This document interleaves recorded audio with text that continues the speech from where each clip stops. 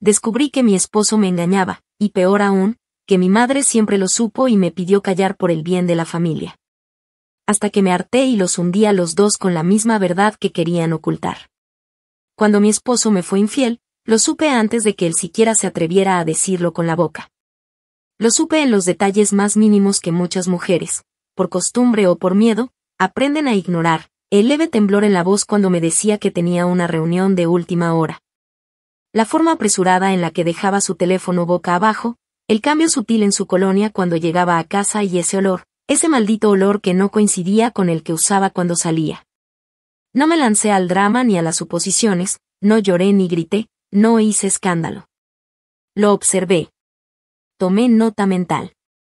Me tragué el coraje como si fuera un café sin azúcar. Porque si algo aprendí desde pequeña, fue a callar y aguantar. Porque así fue como me educó mi madre. Llevábamos casi 9 años casados. Nos conocimos en la universidad, y aunque al principio no teníamos nada en común, terminamos encajando como piezas forzadas en un rompecabezas que parecía funcionar solo si yo me moldeaba a sus formas. Lo amé, de verdad. Lo amé con esa devoción que solo se puede tener cuando te enseñan que tu valor depende de qué tan buena esposa seas, que tan bien cocines, que tan dispuesta estés a sacrificar tu carrera si él consigue una mejor oferta en otra ciudad. Y así lo hice. Renuncié a un puesto fijo en una editorial pequeña pero acogedora porque a él lo trasladaron a otro estado. Dejé a mis amigas, mi rutina, mi independencia, y me volví esa mujer que todos veían en las reuniones familiares como la perfecta esposa. La que sabía lo que él quería cenar sin que lo dijera. La que reía de sus chistes aunque fueran malos. La que nunca decía no. Por eso, cuando comencé a sospechar, mi primera reacción no fue de ira ni de celos. Fue de incredulidad. Me pregunté qué había hecho mal, en qué había fallado. Pensé que tal vez estaba siendo paranoica, que tal vez el cansancio, la rutina, los cambios en su trabajo, todo eso estaba afectando nuestra relación. No fue hasta una noche que, por accidente, vi una notificación en su teléfono, una burla del destino, un mensaje en el que una mujer le escribía: no olvides borrar esto, amor, que supe que ya no era cuestión de intuición. Era real. Lo confronté en silencio. No le dije nada. Me limité a observar cómo se puso nervioso, cómo de inmediato cerró la pantalla y murmuró un torpe: es un error. Me fui a dormir con el pecho apretado y una decisión haciendo en mi interior: si esto era verdad, no iba a dejar que se repitiera la historia de mi madre, ni de mi abuela. Ni de ninguna mujer que vi callar mientras su mundo se desmoronaba. Pero lo peor no fue saber que él me engañaba. Lo peor fue lo que vino después. Porque en un momento de debilidad, cuando ya no podía más y sentía que todo se me venía encima, llamé a mi madre. Y su respuesta fue tan brutal como inesperada. No me preguntó si yo estaba bien, no me ofreció refugio ni una palabra de consuelo. Me dijo, con una calma que me heló la sangre: no lo arruines todo por un desliz, hija. Estas cosas pasan. Hay que saber cuándo hablar y cuándo quedarse callada. Por el bien de la familia. La familia. Como si la familia no comenzara por la dignidad de una misma. Como si yo fuera un simple engranaje más de la maquinaria que debía seguir funcionando, aunque me estuviera aplastando por dentro. Fue en ese momento cuando supe que no podía confiar ni en ella. Que de alguna forma, y no quise aceptar en ese instante cuánto tiempo atrás lo había sabido, mi madre ya estaba enterada. Lo había permitido. Lo había tolerado. Tal vez hasta había sido cómplice en su silencio. Y lo más asqueroso fue que me lo pidió también a mí, que me callara, que fingiera, que no hiciera quedar mal a nadie. Me dijo que una esposa debía aprender a sobrellevar ciertas cosas, que los hombres son así, que si yo empezaba a hablar iba a destruir mi matrimonio, y de paso, el nombre de mi padre. Como si mi padre tuviera algo que ver en todo esto. Me lo dijo con una frialdad que aún hoy me cuesta digerir, como quien da un consejo útil, no porque le importe, sino porque le conviene que una verdad quede bajo la alfombra. Esa noche, no dormí. Me senté en el comedor hasta que amaneció. Sin llorar, sin gritar. No sabía cómo iba a hacerlo, ni cuándo. Solo sabía que no iba a permitir que ni uno solo de los dos se saliera con la suya. Me pregunté cuánto más habían ocultado, cuántas veces lo supieron, ¿Cuántas veces se cruzaron los tres en cumpleaños, cenas y celebraciones fingiendo que todo estaba bien? Me imaginé a mi madre sonriendo mientras me abrazaba, sabiendo que su yerno se acostaba con otra mujer. Me pregunté si había tenido hijas como yo solo para enseñarnos a callar con más elegancia. Me dije que no iba a quedarme en esa silla para siempre, y que si tenía que destruir esa imagen de familia perfecta, lo haría. Porque si ellos fueron capaces de traicionar, yo también sería capaz de no perdonarles nunca.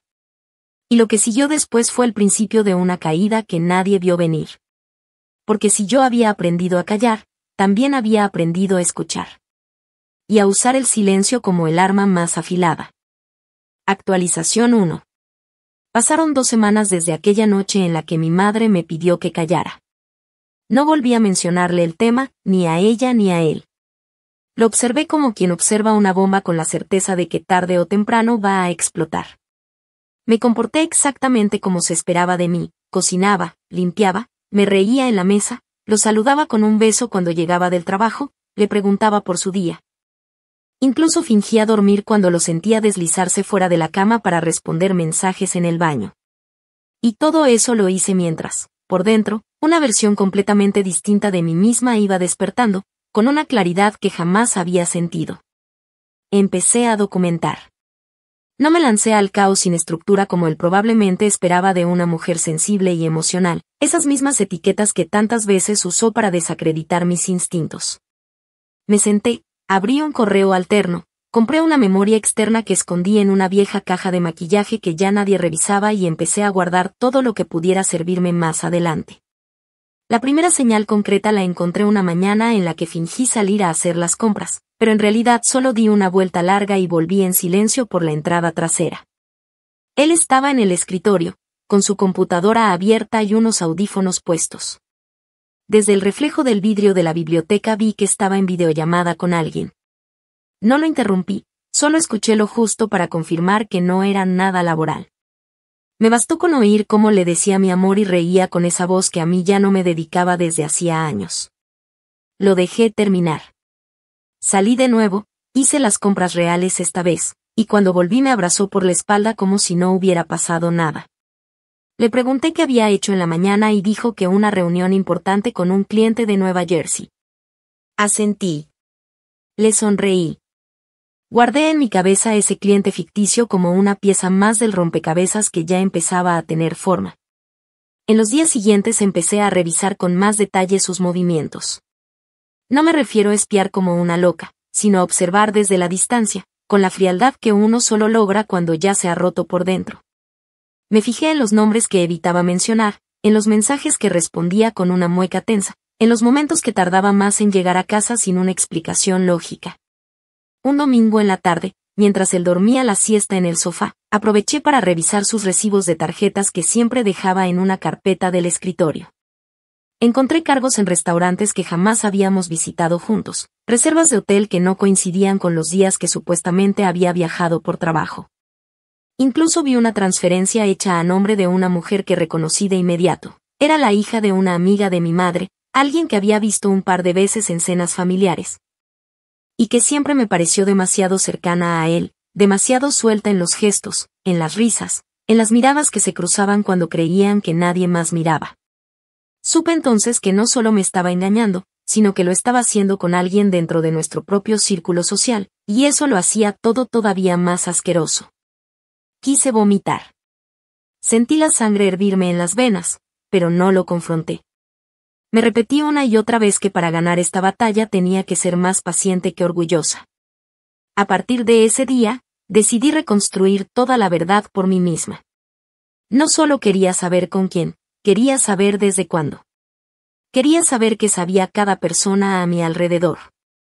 Quería entender por qué todo el mundo me había dejado sola. Porque esa fue la peor parte de todo esto, darme cuenta de que mi dolor no era una novedad para nadie. Que tal vez la burla había sido pública mientras yo me maquillaba frente al espejo pensando que todo estaba bien. Me tomé la molestia de ir a casa de mi madre fingiendo una visita casual. Le pregunté si había visto últimamente a la hija de su amiga, y su respuesta fue una evasiva tan torpe que por poco se me escapa una carcajada.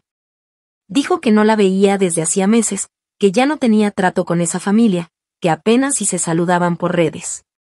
Pero cuando entré al baño y dejé la puerta apenas entreabierta, escuché cómo hablaba con alguien por teléfono, diciendo algo como, vino a preguntarme por ella, sí, está empezando a sospechar, no le dije nada.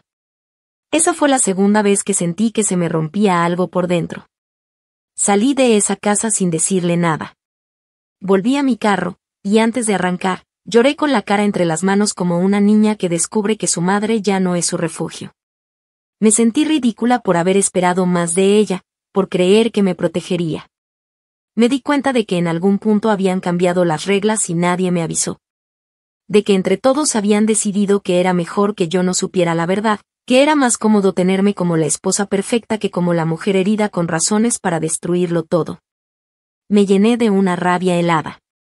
No una rabia impulsiva, sino de esa que se instala en el pecho y se convierte en motor. A partir de ahí, dejé de llorar. De verdad, dejé de llorar. Porque lo que vino después ya no era tristeza. Era decisión. Y estaba decidida a no quedarme como una víctima más de su historia.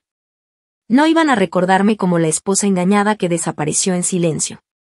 Si yo iba a desaparecer, primero me iba a llevar con calma todo lo que ellos más valoraban.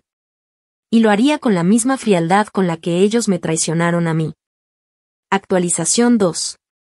Un mes después, ya no era la misma mujer que había descubierto aquel mensaje en el celular de su esposo con las manos temblorosas y la garganta cerrada de impotencia. Ahora cada movimiento que hacía tenía un propósito claro, cada sonrisa fingida, cada cena servida a tiempo. Cada noche en la que me acostaba junto a él fingiendo dormir mientras repasaba mentalmente los pasos del plan que venía estructurando sin descanso. Había dejado de preguntarme por qué lo había hecho, ya no necesitaba una explicación, porque entendí que no hay una sola respuesta cuando alguien decide traicionarte. Lo que sí necesitaba, y con urgencia, era información. Pruebas. Registro tangible del infierno que habían montado a mis espaldas mientras yo me esforzaba por sostener una familia que ya no existía. Lo primero que hice fue reorganizar mi entorno. Ya no podía darme el lujo de actuar por instinto.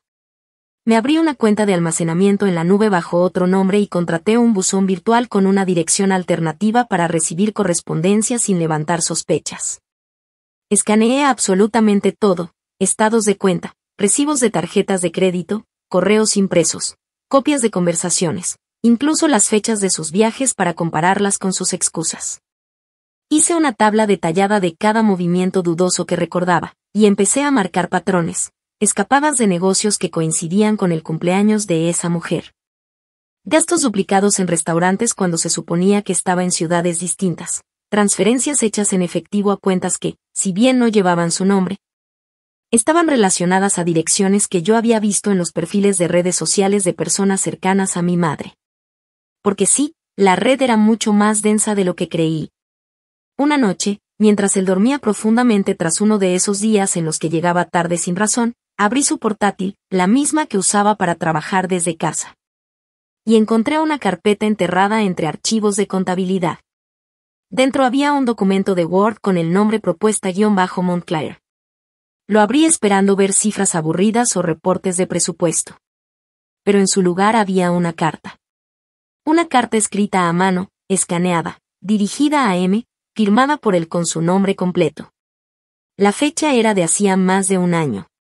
En esa carta le decía que estaba dispuesto a dejarme tan pronto como las cosas se calmaran, que ya había hablado con su suegra para mantenerla de su lado.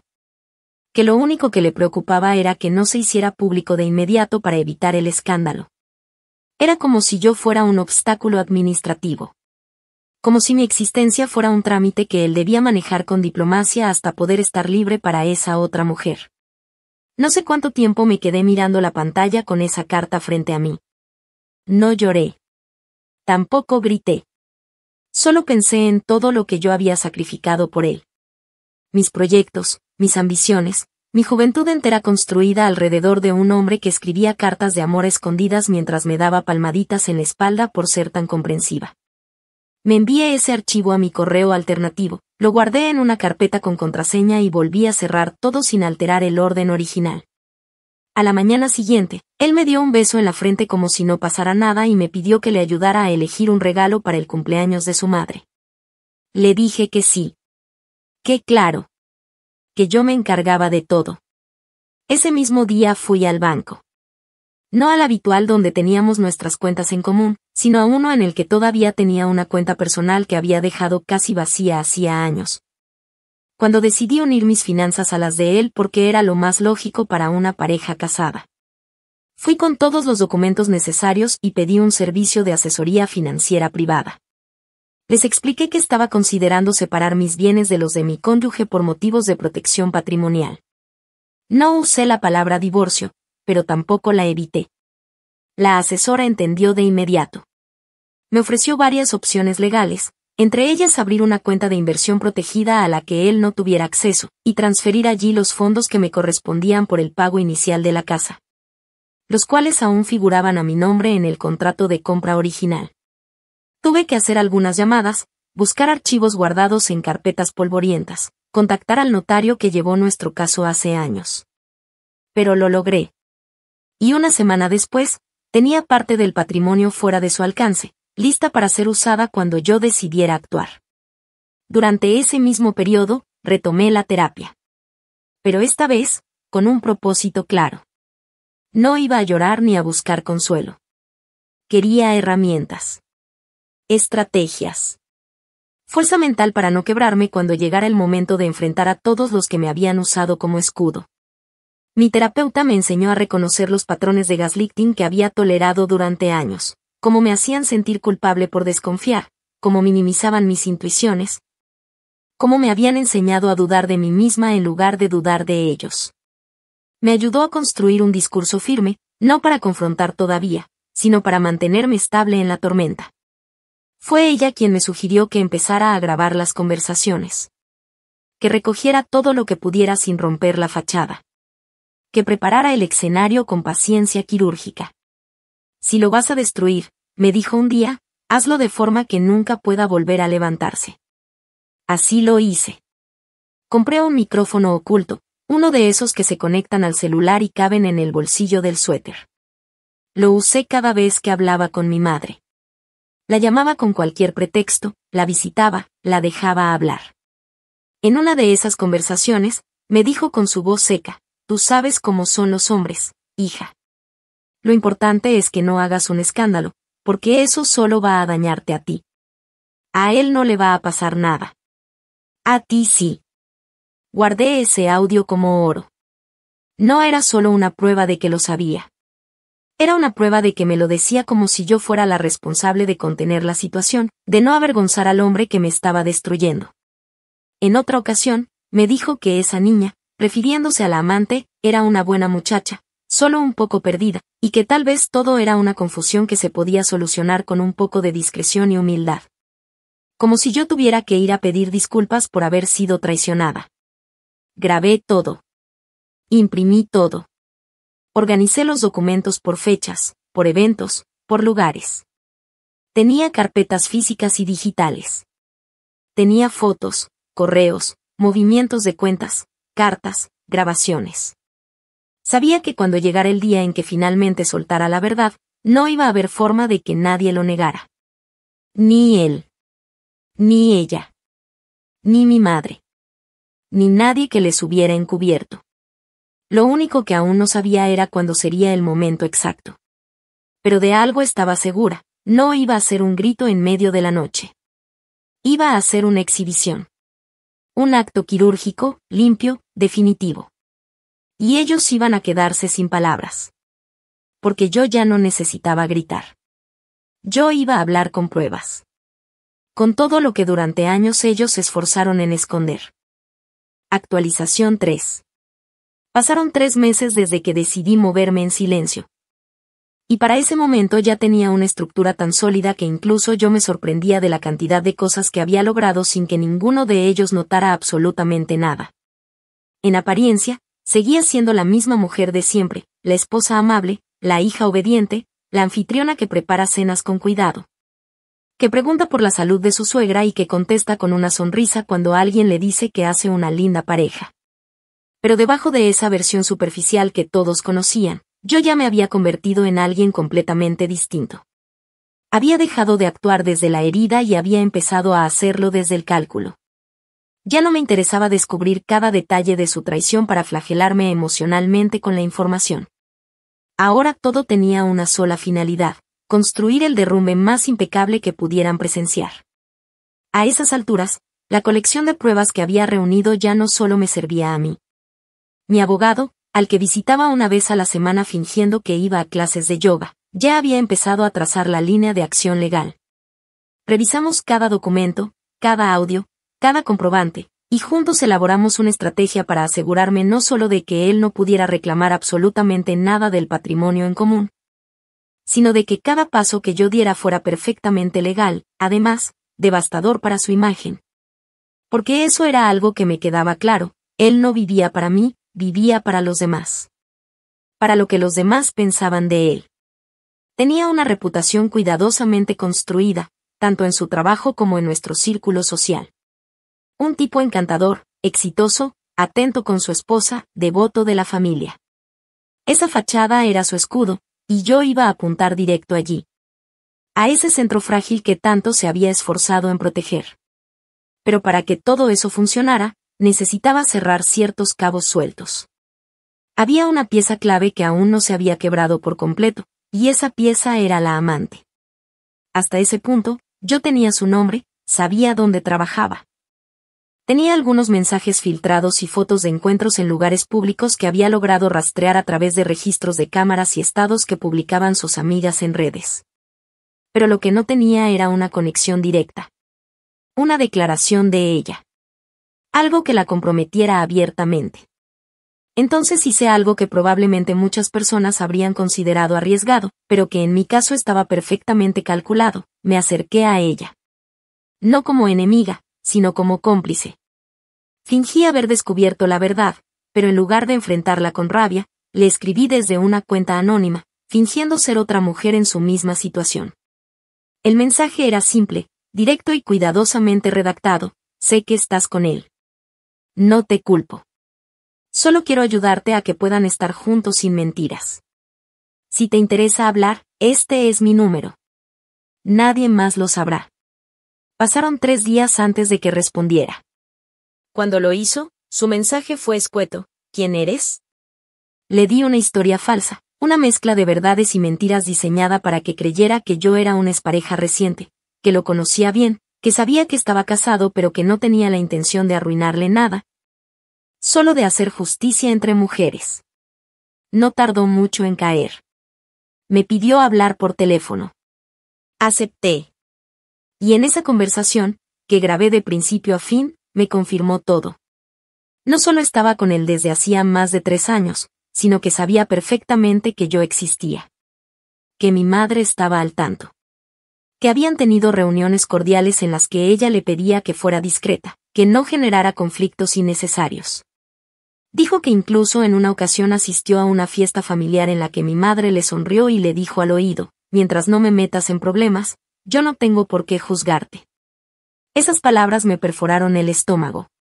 Ella, creyendo que hablaba con alguien en quien podía confiar, también me envió capturas de conversaciones, selfies con él en habitaciones de hotel que yo reconocí de inmediato. Incluso me mandó un audio de mi esposo diciéndole que ya estaba harto de fingir en casa, que solo necesitaba que pasaran unas semanas más para hacer el anuncio oficial. Lo escuché una y otra vez, grabándomelo no solo en el celular, sino en la memoria. Porque eso fue lo que confirmó lo que ya sospechaba desde hace tiempo: no solo me estaba usando como una pantalla, sino que había armado toda una narrativa en la que él era la víctima atrapada en un matrimonio sin amor. Un mártir obligado a quedarse con una mujer que ya no lo entendía. Y lo peor de todo es que esa versión probablemente era la que muchos en su entorno creían. Tal vez incluso mi madre. O tal vez no. Tal vez solo era más fácil creerlo, porque de esa forma todos se ahorraban el trabajo incómodo de aceptar que estaban protegiendo a un mentiroso. Esa noche, con las nuevas pruebas en mi poder, organicé todo en una carpeta final que titulé Archivo de Cierre. La dividí en 3 secciones, una con las pruebas de su infidelidad y vínculos financieros que podrían afectarlo legalmente, otra con las pruebas del encubrimiento de mi madre, y una tercera con la línea de tiempo completa desde el primer indicio hasta el último mensaje de voz. Cada documento tenía su respaldo. Cada audio tenía su transcripción. Todo estaba pensado para que, llegado el momento, no tuvieran cómo decir que era exageración, malentendido o venganza emocional. No. Lo que yo tenía era una exposición ordenada, cronológica, irrefutable. El tipo de verdad que corta como bisturí. En medio de todo ese proceso, empecé también a sembrar una narrativa inversa en mi entorno. Aprovechando las conversaciones casuales con amigas, familiares, conocidos, dejé caer comentarios estratégicos, como quien no quiere que se note el mensaje completo, pero siembra la semilla. Dije que él había estado distante, que sospechaba que algo pasaba, que a veces sentía que todos sabían algo que yo no. No eran quejas. No eran acusaciones. Eran confesiones veladas, lo suficientemente ambiguas para no parecer acusatoria, pero lo bastante concretas para generar una duda. Sabía que esas palabras viajarían más rápido que cualquier chisme formal. Que cuando llegara el momento de exponer la verdad, muchos ya tendrían la duda instalada en su cabeza, y que por eso no podrían decir que les sorprendía. Porque la verdad más devastadora no es la que cae como un relámpago, sino la que confirma lo que todos ya temían en silencio. Yo ya había decidido que no iba a decírselo directamente. Ni a él ni a mi madre. Porque decirlo era darles poder. Lo que iba a hacer era simplemente dejar que lo descubrieran de la forma más pública, más clara, más imposible de ignorar. Porque cuando la verdad sale a la luz sin previo aviso, lo que se rompe no es solo la mentira. También se rompen las máscaras. Y esta vez, yo iba a ser quien jalara la cuerda. Iba a ser testigo y autora de ese derrumbe. Y no iba a hacerlo gritando. Lo iba a hacer con una sonrisa. En el momento justo. Frente a todos. Actualización 4. 3 semanas después, decidí que había llegado el momento. Todo estaba preparado. Las pruebas estaban organizadas, las conversaciones grabadas, los documentos firmados y los movimientos financieros hechos sin levantar una sola sospecha. Ya no me quedaba ninguna duda, ni sobre su traición, ni sobre la complicidad de mi madre, ni sobre el desprecio con el que habían construido su mentira mientras fingían respeto por mi vida. Yo ya no necesitaba seguir reuniendo evidencia, porque ya tenía suficiente para aniquilar sus reputaciones desde la raíz. Lo que necesitaba ahora era el escenario perfecto. Un espacio donde ninguno pudiera escapar, donde nadie pudiera decir que no estaba enterado, donde cada palabra, cada gesto, cada mentira se desmoronara frente a los ojos de quienes por años habían contribuido al teatro de mi humillación. Y la ocasión llegó, como suelen llegar las oportunidades de venganza bien tejidas, envuelta en papel de regalo y con la sonrisa ingenua de alguien que no tiene idea de lo que está por explotar. Mi madre había insistido en organizar una comida familiar en su casa para celebrar el aniversario de bodas de sus padres, mis abuelos, que llevaban casi 50 años casados. Era una excusa más para reunir a todos los parientes que normalmente solo se veían en Navidad o funerales, y una oportunidad para seguir fingiendo que nuestra familia era un ejemplo de unidad, tradición y buenos valores. Cuando me lo propuso, fingí vacilar. Le dije que no estaba segura, que me sentía un poco desconectada de todo, que tal vez no iría. Ella, con su voz calculadamente dulce, me respondió que no podía ausentarme, que era un evento especial y que los abuelos esperaban verme. Me habló de familia, de lo importante que era mantener las formas. Se notaba que le preocupaba más la imagen que la sinceridad, como siempre. Y ahí fue cuando supe que ese era el momento. Si ella quería reunir a todos, yo iba a cumplirle el deseo. Pero no como esperaba. Le propuse ayudar con la organización. Le dije que me encargaría de preparar algo bonito para mostrar en la comida, un video conmemorativo con fotos antiguas, recuerdos de la familia, palabras de los nietos. Ella se emocionó. Me dio acceso a su archivo familiar digital, me mandó fotos escaneadas, me envió notas de voz con anécdotas de la infancia de sus hermanos y de ella misma. Incluso me mandó un audio donde hablaba de lo orgullosa que estaba de su familia, de cómo habían superado todo sin escándalos, sin divisiones tontas, como ella lo llamó. Fue irónico escucharla decir eso mientras revisaba el material que pensaba incluir en el verdadero video, capturas de pantalla de los mensajes entre mi esposo y su amante, grabaciones donde ella misma me pedía que me callara. La carta que él escribió a M, los registros de cuentas ocultas, y los audios donde ambos admitían, con distintos tonos pero con la misma frialdad, que habían priorizado las apariencias por encima de mi bienestar. No fue fácil editar el video.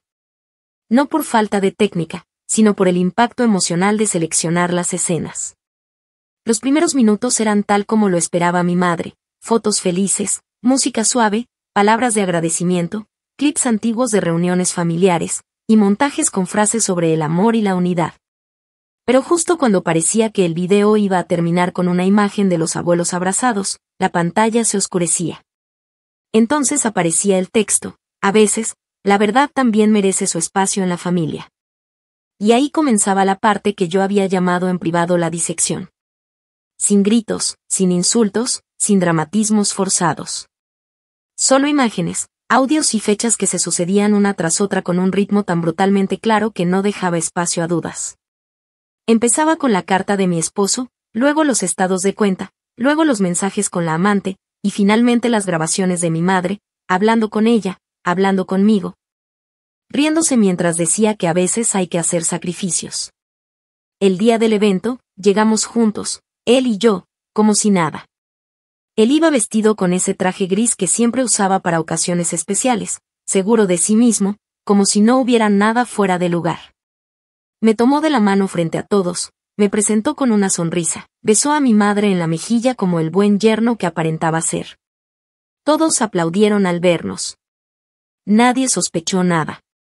Mientras comían, brindaban y contaban anécdotas, yo revisaba mentalmente la secuencia del video, que había subido a una cuenta de YouTube privada con acceso desde mi celular conectado al televisor de la sala. Al momento del brindis, mi madre anunció con emoción que su hija, es decir, yo, había preparado algo especial para todos. El abuelo se sentó con su copa de vino. Los tíos acomodaron las sillas. Los primos dejaron de mirar el celular. Y yo, con una sonrisa tranquila, tomé el control remoto y presioné reproducir. Los primeros minutos fueron exactamente como todos esperaban. Mi madre estaba orgullosa, con los ojos brillando de nostalgia. Mi esposo me apretó la mano, tal vez agradecido de que estuviera ayudando a mantener la paz. Pero cuando la pantalla se puso negra y apareció el primer mensaje, mi madre frunció el ceño. Cuando comenzó a escucharse el audio de su voz diciendo que era mejor callar porque a nadie le convenía un escándalo, se giró a verme en silencio. Cuando aparecieron los mensajes entre él y la amante, mi esposo se puso de pie de golpe, como si pudiera detener lo inevitable. Pero no pudo. Porque nadie se movió. Todos estaban paralizados, atrapados entre la sorpresa y la incomodidad. Nadie dijo nada. La pantalla siguió mostrando imagen tras imagen. Su carta escaneada. Las fotos en hoteles. Las conversaciones con transferencias. Y finalmente, el audio de ella riéndose mientras decía que era mejor tener a una hija obediente que a una hija alborotadora. Cuando terminó, me levanté despacio, miré a los ojos a todos, y dije, sin levantar la voz, que ya estaba cansada de fingir. Que durante años había sido cómplice de una estructura que me exigía lealtad mientras me devoraban por dentro. Que no estaba dispuesta a seguir cargando con el peso del silencio para proteger a quienes nunca se preocuparon por protegerme a mí. Que esa era mi despedida, no de la familia, sino de la mentira. Luego saqué los documentos que había llevado en una carpeta sellada. El juez ya había firmado mi divorcio esa misma mañana. La casa estaba legalmente a mi nombre. Las cuentas compartidas estaban cerradas. El abogado ya había hecho llegar las notificaciones. Lo único que faltaba era que ellos vieran la verdad con sus propios ojos. Y así fue. Porque no se trataba de hacer escándalo. Se trataba de dejar claro que nunca más iba a callar lo que me hacía pedazos. Actualización final. 6 meses después de aquel día, mi vida ya no se parece en nada a lo que alguna vez pensé que sería. Lo que en su momento pareció un acto de venganza, frío y calculado, terminó siendo, sin que yo lo anticipara del todo, el punto de partida de algo que jamás me había permitido imaginar. Una existencia en la que yo pudiera respirar sin estar pendiente de los pasos de alguien más. Una rutina en la que no necesitara anticiparme a los cambios de humor de un esposo mentiroso ni adaptarme a los silencios hipócritas de una madre que solo valoraba las apariencias. Me mudé a otro estado, lejos de todo y de todos, y lo hice sin anunciarlo. No hubo despedidas, no hubo promesas. Solo un cierre claro, firmado y sellado. Me llevé lo justo, mis documentos, mis libros, algunos muebles que me pertenecían legalmente, y esa carpeta, aquella que en su momento guardó todo el dolor transformado en evidencia, pero que ahora solo conservo como recordatorio de que nunca más voy a permitir que me entierren con excusas de lealtad mal entendida. El escándalo que desaté ese día en la reunión familiar no se apagó tan fácil. En cuestión de horas, varias personas comenzaron a distanciarse de mi madre, incluyendo aquellas que siempre la ponían como ejemplo de sabiduría y fortaleza. Sus amigas, las que durante años escuchaban sus consejos sobre cómo mantener la casa en orden, empezaron a evitarla. Me enteré, porque en pueblos pequeños la información vuela, incluso cuando te mudas, de que varias personas en su círculo dejaron de invitarla a eventos, que sus charlas en la iglesia pasaron de ser inspiración a incomodidad, y que en más de una ocasión se quedó sola en medio de reuniones donde antes se sentaba al centro como matriarca incuestionable. Me lo contaron con la voz baja, casi en susurros, como si aún les costara procesar que aquella mujer tan firme, tan compuesta, había sido parte activa de una traición tan miserable. Yo no respondía nada cuando me lo decían. Solo sonreía. Porque no necesitaba añadir nada. Mi versión ya estaba dicha. Y lo que les dolía ahora no era la mentira, sino la exposición. De él también supe cosas, aunque menos, porque después de lo que pasó se mudó temporalmente con un amigo a otra ciudad cercana. Su reputación laboral se vio afectada. No tanto por lo moral, que en ambientes empresariales suele pesar poco, sino porque muchas de las pruebas que yo mostré evidenciaban movimientos financieros dudosos, gastos no declarados, y vínculos impropios con personas relacionadas a contratos menores que su empresa no aprobaba. No lo denuncié formalmente. No lo hice porque sabía que, con solo filtrar ciertos documentos a las personas correctas, su estabilidad laboral se iba a tambalear. Y así fue. Perdió su puesto 6 semanas después del almuerzo familiar. Trató de negarlo, de decir que era parte de una reestructuración, pero todos sabían. Y aún más importante, él sabía que yo lo había hecho sin siquiera tener que levantar la voz. Eso le dolió más que cualquier demanda. Que no necesitara presentarme en tribunales ni arrastrarme por procesos legales para destruirlo. Le bastó ver cómo cada contacto que antes lo adulaba, ahora evitaba responderle las llamadas. La amante desapareció. No literalmente, pero se esfumó del radar social. Cerró sus cuentas, dejó de frecuentar los lugares habituales, y según me contaron, se cambió de trabajo y pidió el traslado a otra sucursal. Me imagino que creyó que conmigo fuera del camino podía construir algo con él. Pero cuando lo vio sin reputación, sin dinero, sin empleo, sin el respaldo de mi madre, y sin la atención de quienes alguna vez lo rodearon, entendió que había comprado una ilusión muy cara con el precio de su dignidad. No sé si siguen viéndose. No me importa. Lo que sí sé, porque una amiga me lo confesó con una mezcla de culpa y admiración, es que durante varias semanas él intentó buscarme. Llamó a conocidos, mandó correos, escribió cartas que nunca llegaron a destino. En una de ellas, porque sí, una sí me alcanzó, metida dentro de un sobre sin remitente y dejado en la portería de mi nuevo edificio, me decía que quería hablar como adultos. Que necesitaba cerrar ciclos y que aún recordaba lo buena que había sido yo. No respondí. Ni siquiera lo guardé. Lo rompí frente al buzón. No porque me doliera, sino porque ya no me interesaba su versión de los hechos. Yo ya tenía la mía. Y estaba completa. En cuanto a mi madre, intentó llamarme más de una vez. Durante los primeros días lo hizo a diario. Luego fue bajando el ritmo. Me dejó mensajes de voz llorando, diciendo que se sentía sola, que yo era su única hija, que nadie la entendía. En uno de los mensajes más largos, me dijo que si yo seguía ignorándola, ella no iba a poder soportarlo, que estaba perdiendo el respeto de todos y que necesitaba mi ayuda para recomponer las cosas. Lo escuché solo una vez. Lo borré después. Porque esa súplica no venía del remordimiento, sino del miedo a perder su imagen. No me pidió perdón. No me dijo que se equivocó. Solo me pidió que la ayudara a salir del hoyo en el que ella misma se metió. Lo que nunca entendió fue que durante años me enterró viva mientras le sonreía a los demás. Y ahora, era su turno de quedarse sola entre las ruinas. Me costó empezar de nuevo. No voy a mentir. Las primeras semanas fueron extrañas. No tener a nadie preguntando por ti, ni un esposo que te mande mensajes para saber si ya cocinaste, ni una madre que te recuerde lo que una mujer debe hacer para conservar una casa puede sentirse como una caída libre. Pero luego, en el silencio, empecé a encontrar algo distinto. Me reencontré con partes de mí que había silenciado por años. Retomé la escritura. Comencé a trabajar desde casa como editora freelance. Me inscribí a talleres, hice nuevas amistades, personas que me conocieron sin necesidad de saber por qué había dejado todo atrás. No me presento como víctima. No doy explicaciones. Solo digo que cerré una etapa de mi vida y ahora estoy construyendo una nueva.